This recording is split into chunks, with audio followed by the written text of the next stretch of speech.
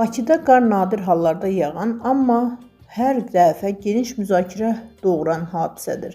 Məhz bu səbəbdən sinoptik xəritələrdə paytaxta doğru hərəkət edən soyuq hava axınları bu günlərdə həm mütəxəssislərin, həm də sakinlərin diqqət mərkəzinə düşüb. Temperaturun gecə saatlarında 0 həddinə yaxınlaşması, buludluluğun artması və rütubətin yüksəlməsi Bakıya qar yağacaqmı sualını yenidən gündəmə gətirib.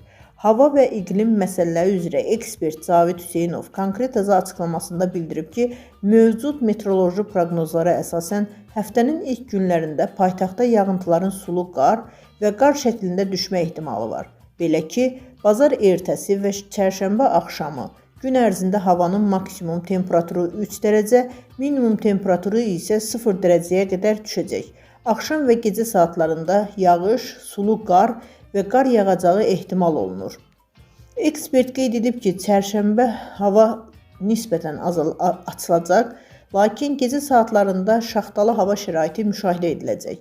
Həftənin sonu yanvarın 22-dən etibarən temperaturun tədricən artaraq gündüz 7-8 dərəcə olacağı, yağıntıların isə daha çox yağış şəklində davam edəcəyi gözlənilir.